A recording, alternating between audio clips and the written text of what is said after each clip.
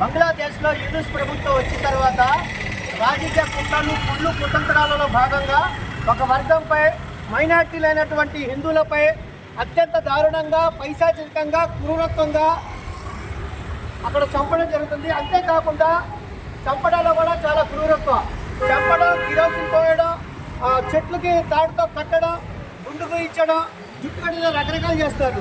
ఆఖరికి జర్నలిస్టుని కూడా సైతం కూడా లెక్క చేయకుండా జర్నలిస్టుని కూడా అత్యంత దారుణంగా నరికి కిరోసిన్ డబ్బాలు వేసి తగలబెడతా ఉన్నారు.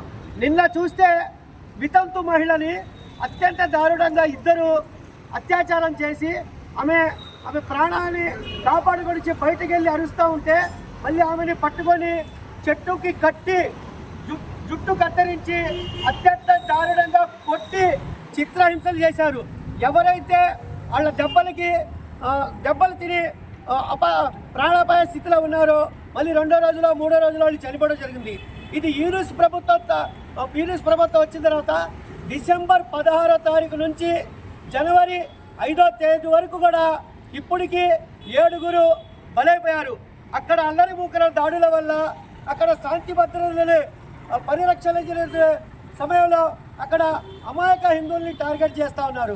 మీకేమైనా రాజకీయంగా భారతదేశంలో ఉన్నటువంటి మాజీ ప్రధాని షేక్ హసీనా మీద ఏమైనా పగ ఉంటే ఇక్కడ భారతదేశ ప్రధానమంత్రితో మాట్లాడి శాంతి చర్చల ద్వారా మాట్లాడుకోవాలి. కానీ అక్కడ హిందువుల్ని, మైనార్టీలైనటువంటి హిందువుల్ని మీకేం అన్యాయం చేశారు, మీకేం పాపం చేశారు? వాళ్ళు అబ్బం శుభం తెలియని మహిళల్ని సైతం కూడా అత్యాచారం చేశారంటే ఇది సిగ్గుచేటు, పిరికి పందే చర్య అని చెప్పి ఎంసీపీఐగా మేము భావిస్తా ఉన్నాం. ఎక్కడ ఇది ఇస్లాంకి పూర్తి వ్యతిరేకం. మహమ్మద్ ప్రవక్త శాంతి దూత, శాంతిని తెచ్చారు. ఎక్కడ కూడా ఏ మత గ్రంథం కానీ, హిందూ గ్రంథం కానీ, ఇస్లాం గ్రంథం కానీ, ఖురాన్ కానీ, బైబిల్ కానీ ఎక్కడ కూడా ఒక మానవుల్ని హింసించమని చెప్పి, తోటి మానవుల్ని చంపమని చెప్పి ఎక్కడ లేదు. ఒక మనిషిని చెప్తే సమస్త మనిషిని చంపినట్టని చెప్పి ఖురాన్ చెప్తుంది.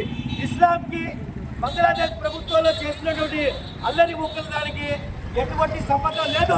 తక్షణమే యూనూస్ ప్రభుత్వాన్ని భర్తన చేసి ఇక్కడ నుండి ప్రభుత్వం శాంతి చర్చల ద్వారా అక్కడ హిందువులకి రక్షణ కల్పించాలని చెప్పి ఎంసీపీఐ పార్టీగా డిమాండ్ చేస్తూ అల్లరి మొక్కని బహిరంగంగా ఉరితేయాలని చెప్పి మీ ద్వారా కోరుతున్నారు.